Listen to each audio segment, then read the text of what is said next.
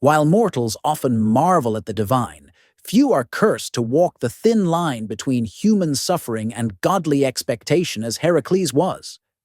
Born of Zeus, the thunderous king of the gods, and Alcmene, a mortal woman whose beauty rivaled that of the nymphs, Heracles' very existence was a kaleidoscope of opposites. Immense strength coursed through his veins, yet so did the capacity for pain, a paradox that would come to define his tumultuous life.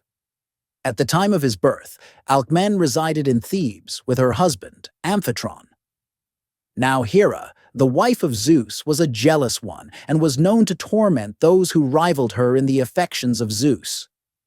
Aware of this reputation, Alcmene grew fearful for the infant's life, and so shortly after the child was born, Alcmene surrendered the child to a faithful servant with instructions to leave it in a certain field. Given that the child was an offspring of Zeus himself, Alcmene reasoned it wouldn't remain long without the protection of the gods. As luck would have it, Pallas, Athene, and Hera herself happened to be passing through that particular field when the trio was attracted by the infant's cries. Motherly love seized Hera, who instantly took the child and brought it up to her breast to suckle. However, no sooner had she done so than the child bit her with a shocking amount of force. Stunned, Hera angrily threw the child to the ground and walked away. Athena, however, was moved with compassion for the helpless child. In an interesting twist of fate, Athena carried the child back to Alcmene, planning to entrust it into her care. Imagine Alcmene's face when she saw her child safely back in her arms. Of course, she was more than glad to accept Athene's request. Soon after, Hera realized who she had breastfed and went into a jealous rage. Wasting no time, she sent 2 venomous snakes to attack the child. The 2 serpents crept into Alcmene's chambers in the deep of the night and slithered into baby Heracles' cradle without being noticed by the nurses.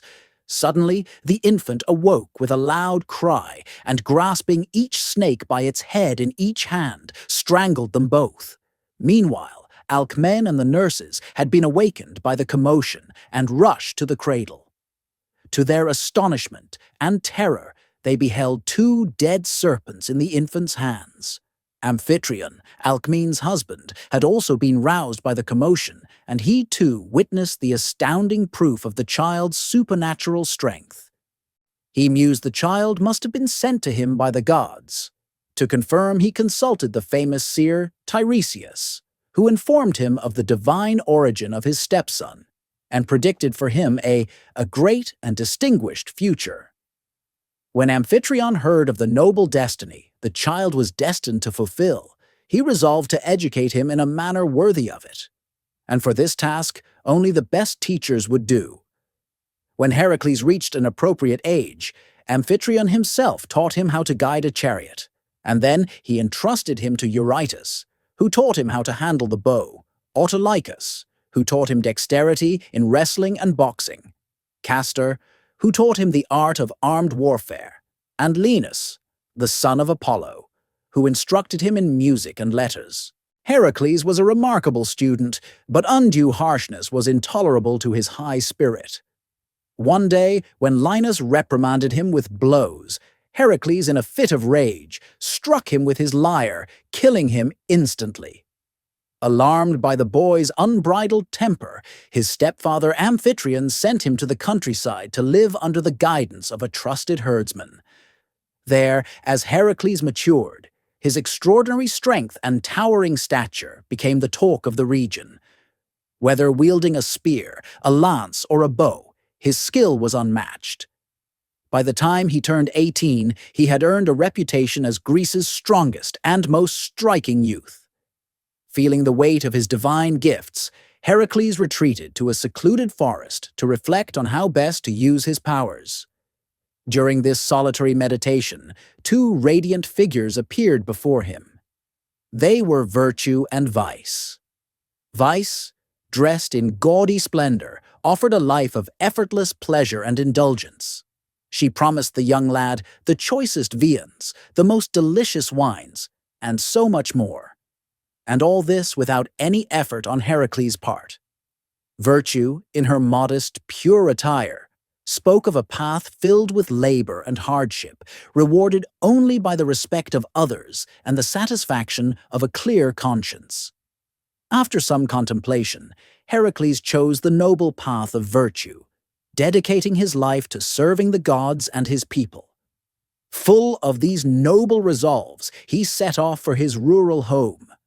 There, he was informed that on Mount Cithaeron, at the foot of which the herds of Amphitryon were grazing, a ferocious lion had fixed his lair and was committing such frightful ravages among the flocks and herds that he had made a terrifying reputation for himself. Heracles at once armed himself and ascended the mountain. He soon caught sight of the lion, and rushing at him with his sword, succeeded in killing him. This was such a triumphant victory that from that day forward he wore its hide as a cloak and its head as a helmet. Returning from his victory, Heracles encountered heralds of King Erginus, who were en route to Thebes to demand an annual tribute of 100 oxen. Outraged by this humiliation of his homeland, Heracles seized and disfigured the heralds, sending them back to their king with ropes around their necks as a sign of disgrace. This humiliation infuriated Erginus, who immediately swore revenge. For this, he chose the best of his men and marched with them to the gates of Thebes, demanding the surrender of Heracles.